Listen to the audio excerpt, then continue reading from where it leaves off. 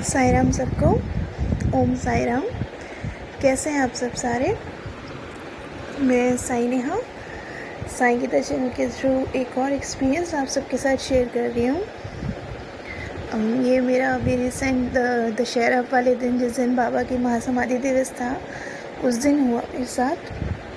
Morning में मैं मतलब खाना बना रही थी, जैसे मॉर्निंग में ब्रेकफास्ट, तो चपाती पे मतलब वो 50 लिखा हुआ आया, 5050। तो मैं ये सोच रही कि 5050 का क्या मतलब है, मतलब कि किसी किसी के ओम लिखा आता है या जैसे कोई शेप बनी हो या कुछ हो। मुझे लगा शायद ऐसे ही कोई कोइंसिडेंस है, मतलब कि वैसे ही है कोई नॉर्मली। तो हर बार हम लोग की आदत है ना कि चमत्कार देखने की आदत पड़ जाती है कि हाँ ये चमत्कार होगा, वो चमत्कार होगा। तो मैंने भी यही सोचा कि ऐसा कुछ भी नहीं है, वैसे ही है। तो मैंने फिर वो रोटी फोल्ड करके रख भी दी। इनफैक्ट मैंने कुछ पिक विक भी नहीं खींची थी, कुछ भी नहीं। फिर उसके बाद में दिमाग में तो चल ही रहा था 50 का। फिर जब मैं पूजा करने बैठी, मेरी हैबिट है जैसे डेली मॉर्निंग में जब पूजा करती हूँ तो सबसे पहले मतलब कि जैसे बाबा के जो 108 नाम वाली, फिर चालीसा बाबा की, 11 वचन, कष्ट निवारण मंत्र, पहले हमेशा ये सब करती हूँ। उसके बाद मैं साई सचेत जी का पाठ करती हूँ।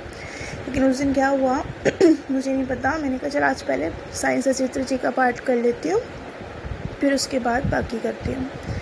तो जैसे ही मैंने बाबा की साई सचेत जी खोली और अपना पाठ शुरू किया, और जैसे मैंने देखा, और मेरे पाठ जो था वो 50 पाठ था, मतलब कि 50वां अध्याय था मेरा। तो तब मुझे ये समझ आया कि बाबा ने मुझे एहसास कराया कि मैं पल पल तुम्हें देख रहा हूँ, तुम्हें ध्यान दे रहा हूँ कि तुम क्या कर रहे हो। तुम ये मत सोचो कि मैं तुम्हारे पास नहीं हूँ। मतलब कुछ कनेक्शन तो है ना। देखिए ना, रोटी पे भी बिल्कुल एग्जैक्ट 50, और स्क्रीन में आपको सामने दिख रहा होगा, और मेरा अध्याय भी 50। तो मतलब बाबा की कोई तो लीला थी इसमें कि मुझे उस दिन दर्शन दिए बाबा ने ऐसे। तो काफ़ी दिल खुश हो गया था कि आज के दिन बाबा का एहसास मुझे मिला कि मैं तुम्हारे साथ हूँ। तो बहुत बड़ी बात है ये। तो और मेरी तबीयत भी थोड़ी ऐसी हो रही है, मैं बोल भी नहीं पा रही ढंग से। और उस दिन दशहरे वाले दिन मेरी मम्मी के साथ, मतलब कि मेरे मायके में भी बाबा ने दर्शन दिए। कैसे क्या हुआ था, भाभी ना, मेरी भाभी बोली कि रंगोली बनाने के लिए ना फ्लावर्स लेने जा रही थी वहाँ पार्क में, कि पार्क में से जाके फ्लावर्स ले आती हूँ, रंगोली बनाऊँगी बाबा के लिए। तो वो पार्क में गई तो उनको वो फ्लावर्स मिले नहीं। मुश्किल से 2-4 फ्लावर्स होंगे, क्योंकि टाइम ऐसा था, मौसम से उससे पता नहीं क्यों खिले ही नहीं हुए थे। तो वो पार्क से जैसे बाहर वो निकलने लग रही थी ना, तो हमारे वहाँ ना दशहरा का वो सेलिब्रेशन होता है काफ़ी थोड़ी दूर, घर से दूर। तो जो बग्गी होती है ना, जिसमें सारा सामान डेकोरेशन का वो सारा होता है, वो लेकर जाते हैं। तो वो बग्गी वहाँ खड़ी थी। तो 2 भैया थे उसमें। वो मेरे भाभी से बोले कि हमें पानी पीना है, प्यास लगी है। तो मेरी भाभी ने कहा कि मैं भी पिला देती हूँ आपको पानी, बस मैं 1 मिनट यहाँ से फूल ले लूँ। तो वो बोले कि आपको फूल चाहिए क्या। भाभी बोली हाँ। उन्होंने बग्गी में से इतनी बड़ी पन्नी भर के, मतलब कि रियल फूल, आर्टिफिशियल फूल, इतने सारे उन्होंने फूल उनको दिए। मेरी भाभी इतनी खुश कि मतलब जो फूल मिल नहीं रहे थे, और फिर एकदम से देखिए जो राम जी की बग्गी, उसी में से भाभी को फूल इतने सारे मिले। और फिर उन्होंने देखो खाना भी मांगा कि हमें भूख लग रही है, हमें खाना भी चाहिए। खाना भी खाया, पानी भी पिया। मतलब कि मेरी भाभी इतना रो रही थी कि उनको दर्शन हुए, बाबा के मिले। बहुत खुश थे वो लोग भी कि आज के दिन, जिस दिन बाबा का महासमाधि दिवस था, उस दिन बाबा का दर्शन मिलना, बाबा का आशीर्वाद मिलना बहुत बड़ी बात है। हम कहते हैं ना कि साईं का एक थोड़ा सा एहसास होना भी ना ऐसे गूज़बम्स कर देता है कि हाँ मेरे साईं मेरे पास हैं, और कुछ भी नहीं चाहिए, बस साईं ही चाहिए। साईं मतलब कि कोई ज़िंदगी का पार्ट नहीं है, साईं ज़िंदगी है। मैं तो मतलब कि ये सोचती हूँ कि वो मेरे कोई लाइफ का पार्ट नहीं है, वो तो मेरी लाइफ ही है। मतलब ये लाइफ शुरू भी उनसे ही होती है, ख़त्म भी उन पे होती है, और ख़त्म होने के बाद उन्हीं में ही मिलती है जाके। तो साईं के बिना तो कुछ सोच भी नहीं सकते। और बाबा ने इतना अच्छा दर्शन दिया उस दिन। होप आप सबको भी बाबा ने उस दिन ज़रूर आशीर्वाद दिया होगा, और वो दिया ही होगा, क्योंकि बाबा कभी भी अपने बच्चों को ऐसे निराश नहीं करते, चाहे किसी भी रूप में कैसे भी ज़रूर दिया होगा, मुझे पूरा यकीन है।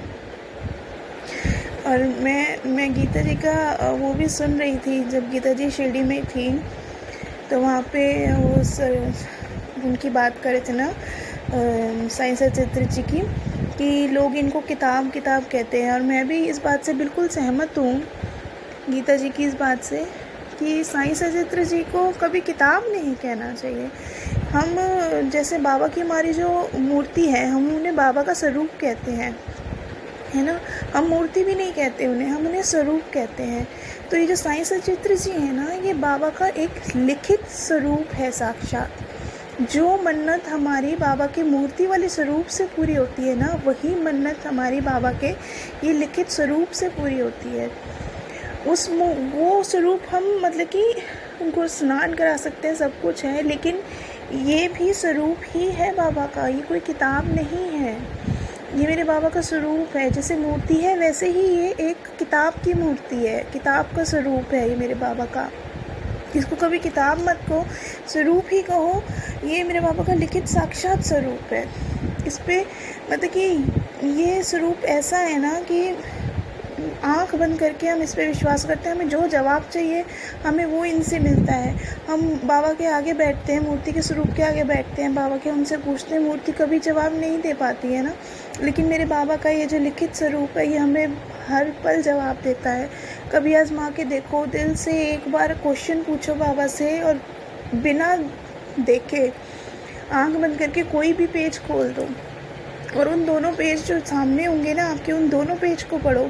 मैं 100% कह सकती हूँ कि जो जवाब आपने अपने साईं से पूछा है ना, वो जवाब आपको उसमें किसी ना किसी, चाहे एक वर्ड में, एक लाइन में, एक पैरा में ज़रूर मिलेगा, 100% मिलेगा। और मैं तो जब भी मैं असमंजस में होती हूँ ना, कि मुझे कुछ समझ नहीं आता है, कि बोलती हूँ कि बाबा अब क्या करूँ मैं, तो मैं ऐसे ही करती हूँ, मुझे मेरा जवाब मिलता है, और वो ज़रूर देते हैं। तो कभी भी ना, मैं गीता जी सच में इस बात से आपकी बिल्कुल सहमत हूँ कि कभी भी किताब नहीं कहना चाहिए। और बस इतना ही कहना चाह रही थी मैं। और साईं सब पे, आप सब पर अपनी कृपा बनाए रखे। ओम साई राम, जय साई राम। साई राम सबको, ओम साई राम। कैसे हैं आप सब सारे? मैं साई नेहा, साईं गीता चैनल के थ्रू एक और एक्सपीरियंस आप सबके साथ शेयर कर रही हूँ। ये मेरा अभी रिसेंट दशहरा वाले दिन, जिस दिन बाबा की महासमाधि दिवस था, उस दिन हुआ मेरे साथ। मॉर्निंग में मैं मतलब खाना बना रही थी, जैसे मॉर्निंग में ब्रेकफास्ट, तो चपाती पे मतलब वो 50 लिखा हुआ आया, 5050। तो मैं ये सोच रही कि 5050 का क्या मतलब है, मतलब कि किसी किसी के ओम लिखा आता है, या जैसे कोई शेप बनी हो या कुछ हो।